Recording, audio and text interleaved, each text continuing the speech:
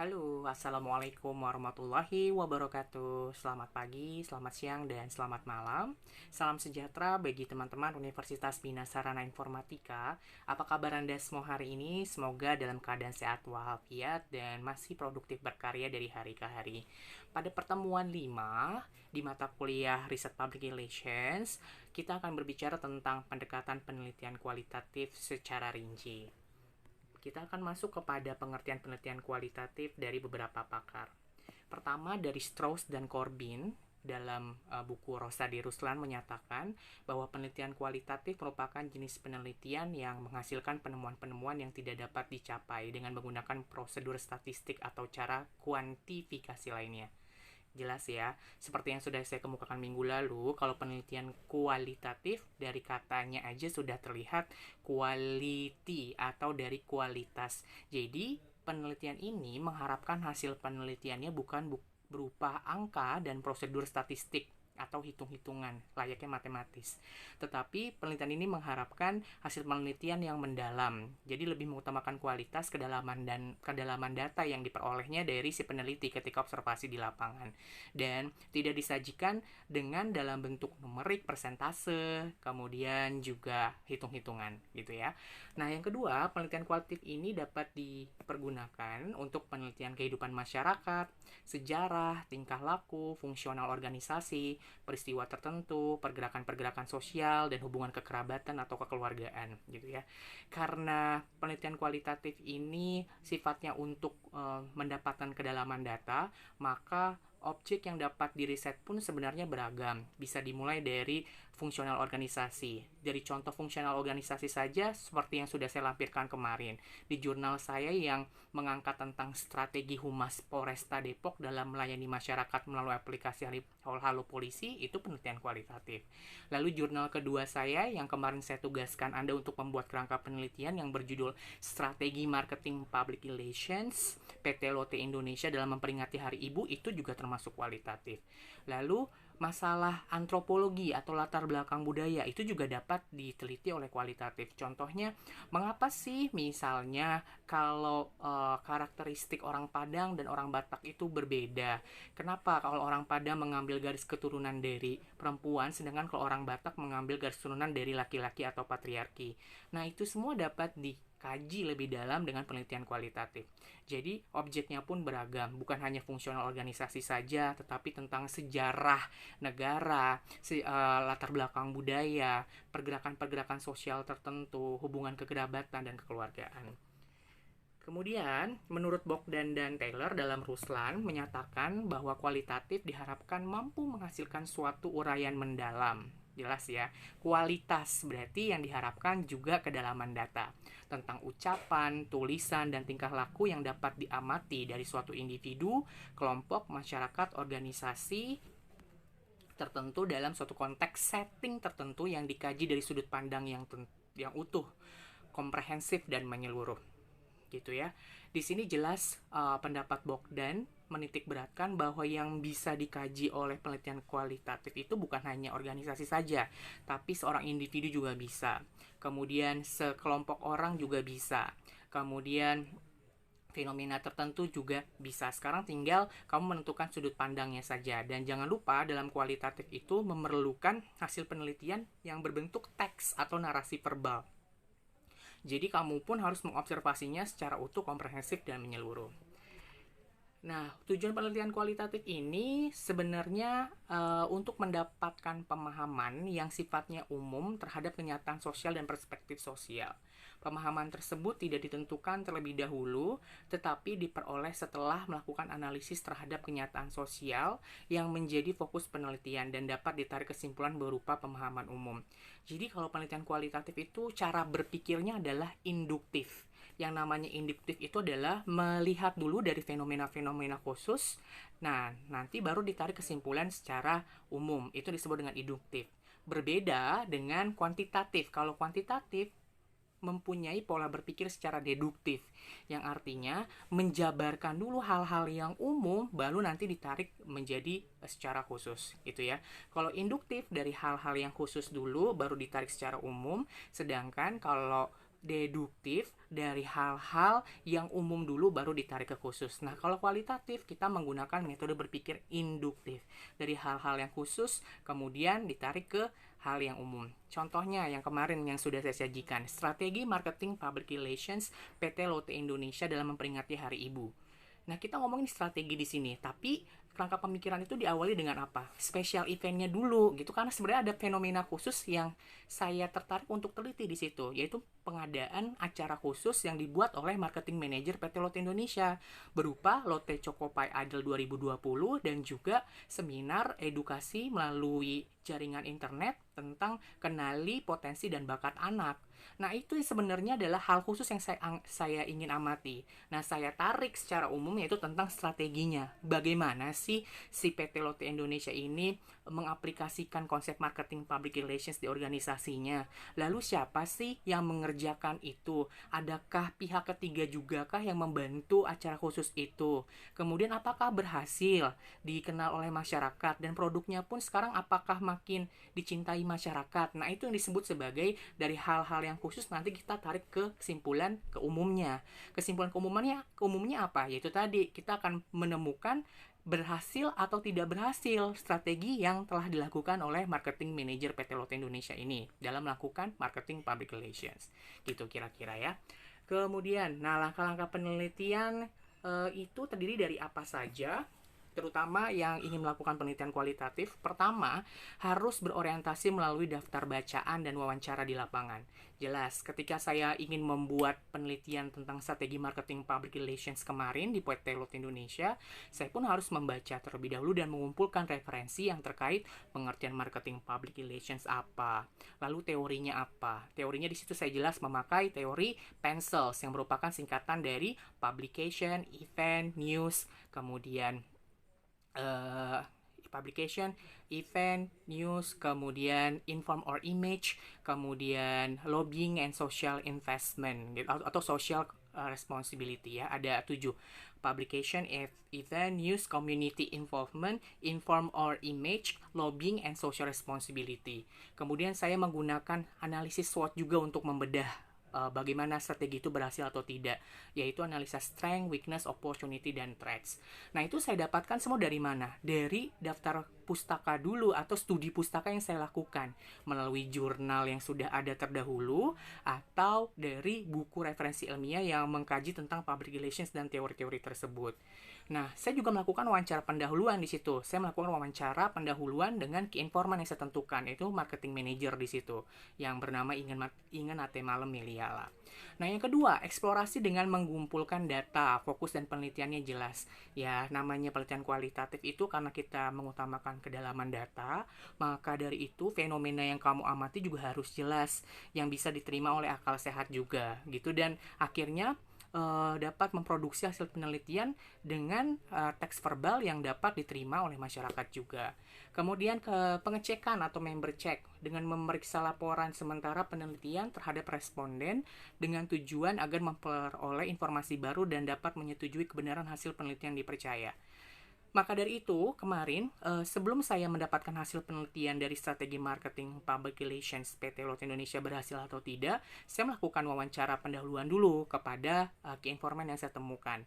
Bener nggak kalau special event ini merupakan job atau merupakan job yang ditangani oleh beliau.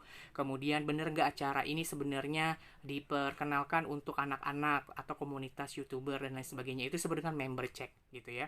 Atau ada penelitian pendahuluan dulu yang perlu kita lakukan sebelum kita observasi lebih dalam fenomena tersebut. Nah, selain itu, Bungin juga menyatakan di dalam Ruslan ciri-ciri kualitatif ada beberapa hal. Pertama, sumber data berada dalam situasi wajar atau natural setting, tidak dimanipulasi oleh angket dan tidak direkayasa oleh kelompok eksperimen.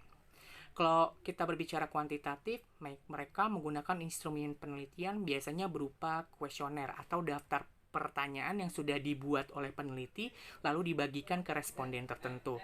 Dan pertanyaan itu bisa terbuka ataupun tertutup. Nanti akan dihitung secara statistik hasil penelitian pendahuluannya seperti apa oleh peneliti kuantitatif. Berbeda jika kita menjadi peneliti kualitatif. peneliti kualitatif itu berasal dari fenomena yang datang dengan sendirinya, maka disebut dengan natural setting. Misalnya, kenapa sih kalau saya lewat di daerah Arif Rahman Hakim di Depok ini selalu macet jam segini, emang ada apa ya? Nah, itu ada natural setting di situ. Yang saya amati, fenomena itu datang dengan sendirinya, bukan karena saya bagikan kuesioner kepada responden tertentu dulu baru saya mendapatkan hasilnya.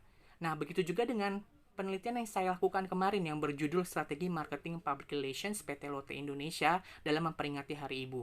Nah, itu berasal dari situasi wajar. Maksudnya saya melihat di sini ada acara khusus apa sih gitu. Oh, ternyata ada pencarian bakat. Pencarian bakat ini ada rada uniknya ya, karena dilakukan tidak misalnya bertemu secara langsung, tetapi ketika setiap kontestan diwajibkan untuk mengupload videonya di YouTube lalu dinilai oleh juri secara jarak jauh.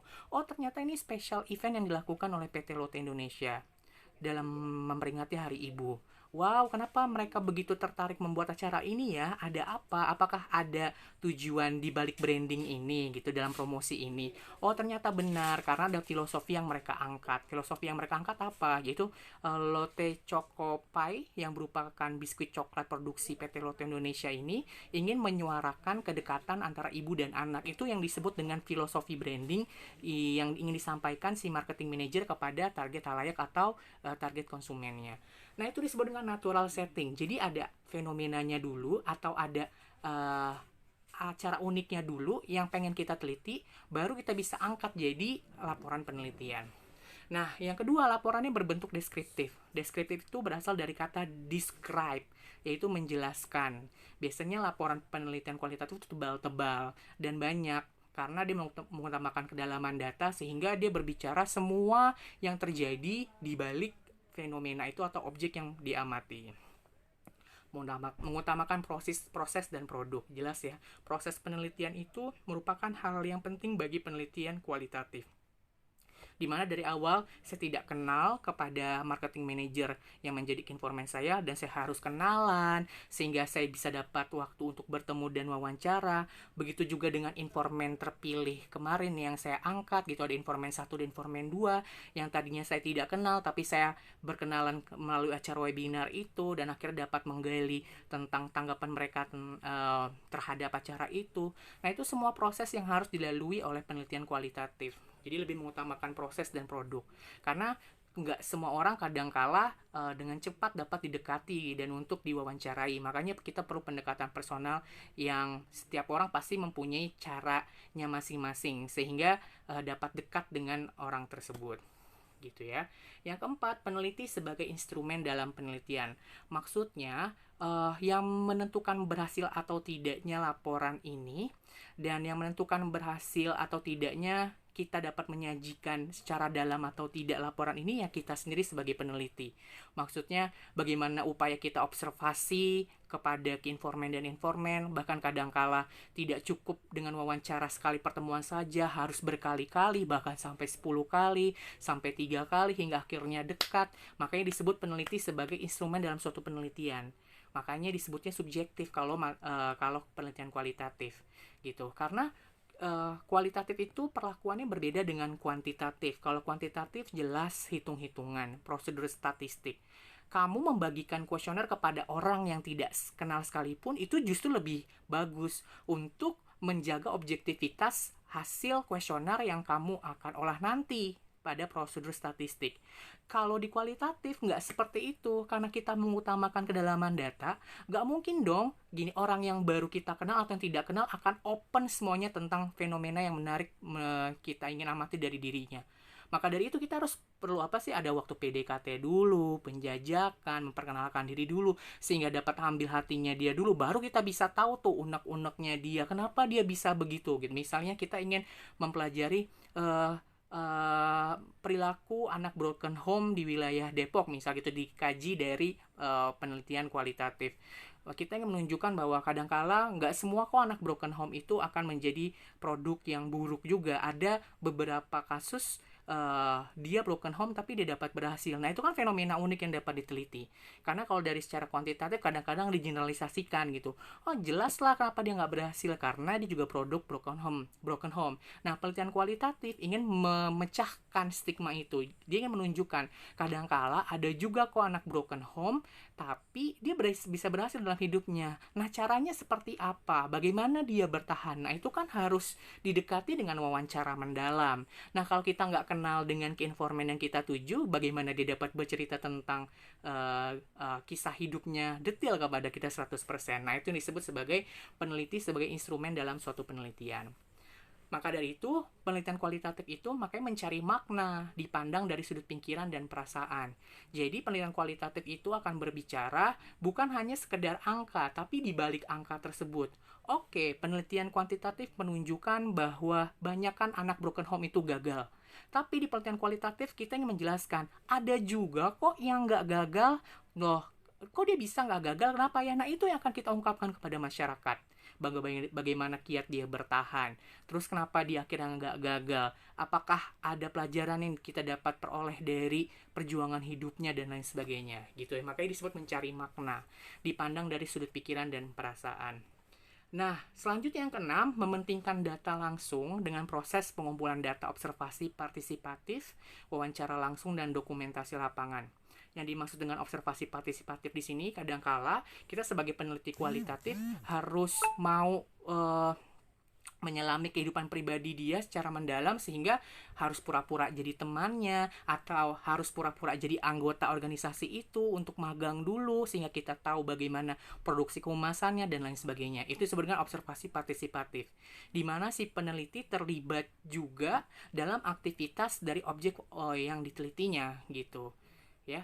Kita misal ingin meneliti tentang anak korban broken home, kita dapat menjadi temanan di pura-pura untuk nginep di rumah dia, dan kita pengen tahu gimana sih perilaku dia kalau di rumah, bagaimana sih perilaku dia ketika di sekolah, bagaimana sih perilaku dia ketika berbicara dengan orang tuanya, kemudian bagaimana dia menyosialisasikan diri ketika berada di lingkungan luar rumahnya. Kita nginep, kita amati bagaimana itu boleh dilakukan oleh penelitian kualitatif. Makanya disebut dengan observasi partisipatif, terlibat langsung dan menyelami kehidupan pribadi dari objek yang sedang kita amati gitu ya. Kemudian menggunakan triangulasi dengan memeriksa kebenaran data yang diperoleh oleh pihak lain yang dipercaya. Yang dimaksud dengan triangulasi itu adalah teknik keabsahan data. Teknik keabsahan data dapat dilakukan triangulasi. Namanya triangulasi. Berarti bisa recheck dari pertama, teorinya benar atau enggak. Yang kedua, sumbernya benar atau enggak. Dan yang ketiga, wawancara dengan ahli atau informan ahli di situ. Gitu ya. Itu disebut dengan triangulasi. Jadi penelitian kualitatif ini bisa dicek keabsahan datanya atau hasil penelitian kita dengan cek merecek lagi dari tiga hal. Pertama adalah dari sumbernya gitu ya, entah itu bisa dilihat dari studi kepustakaan atau dokumentasi. Yang kedua dari teorinya gitunya, yang teori yang kita pakai benar atau tidak, sehingga relevan nggak. Misal kita ngebahas tentang marketing public relations, teori yang kita pakai ternyata bukan pencil tapi teori yang lain, itu relevan atau enggak, sehingga hasil penelitiannya bisa sinkron atau enggak. Dan yang ketiga, wawancara dengan informan ahli. Berarti saya harus wawancara juga kepada siapa sih yang mengerjakan marketing public relations itu di PT Lotte Indonesia, misal contohnya merujuk kepada artikel penelitian saya yang kemarin gitu ya. Jadi triangulasi itu adalah teknik keabsahan data yang dilakukan peneliti kualitatif yang merecek kepada tiga hal, ke teori, ke sumber, dan yang ketiga adalah informan ahli. Nah, yang kedelapan, menonjolkan rinci yang kontekstual, yaitu menguraikan sesuatu secara rinci dan tidak terkotak-kotak atau holistik. Kemudian subjek yang diteliti dianggap berkedudukan sama dengan si peneliti. Bahkan jika perlu, peneliti yang akan banyak belajar dengan respondennya. Maka dari itu kalau penelitian kualitatif biasanya prosesnya akan lama karena kita mengadakan pendekatan dulu atau penjajakan kepada key informant kita gitu. Karena nggak semua orang itu dapat terbuka dengan cepat dengan kita. Apalagi yang benar-benar kita mendeklarasikan diri ingin meneliti tentang kehidupannya. Siapa lo? Contohnya seperti itu kan, teman bukan, saudara bukan, mau tahu tentang gue. Padahal kita pengen tahu keunikan yang ada pada pengalaman dia. Oleh karena itu kita harus melakukan penjajakan. Makanya subjek yang diteliti kedudukannya harus sama dengan si peneliti. Bahkan jika perlu peneliti akan banyak belajar dengan respondennya. Kemudian penelitian kualitatif itu menggunakan perspektif emik, yaitu pendapat responden lebih utama daripada pendapat peneliti. Makanya sifatnya dari subjektif. Menurut saya Monas itu kotak karena saya mengambil ini berdasarkan wawancara saya dengan kinformen saya, dan sakit saya sebagai peneliti harus menghargai dia, dan saya tidak bisa membantah kok Monas itu bukan kotak, tapi Monas itu bentuknya segitiga. Ya nggak apa-apa, pendapat itu kan pendapat dari kinformen kamu, berarti nanti yang kamu akan tulis di laporan penelitian kamu adalah segala pendapat yang dipercayai atau diyakini oleh si kinformen kamu. Jangan bawa-bawa pendapat kamu sebagai peneliti. Nah, sampel dipilih secara purposif, yaitu sesuai dengan tujuan penelitian. Karena kemarin sudah saya bahas bahwa di penelitian kualitatif itu tidak tergantung dari besar ukuran populasi dan sampel. Kadangkala kita hanya menemukan informan satu atau dua orang saja, tapi dia bercerita secara dalam dan mempunyai kapasitas secara dalam untuk menjawab permasalahan kita, nggak masalah. Karena yang kita utamakan di sini adalah kedalaman data, bukan keluasan data. Maka sampel pun dipilih secara purposif. Jadi dipilih oleh peneliti berdasarkan tujuan dan pengamatan tertentu, gitu. Selanjutnya menggunakan audit trail yang merupakan memeriksa data mentah, analisis, dan hingga kesimpulan kepada pihak lain. Nah, nanti akan berpulang kepada triangulasi tadi ya.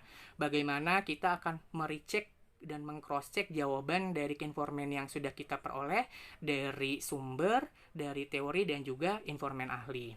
Kemudian, partisipasi peneliti tidak mengganggu natural setting.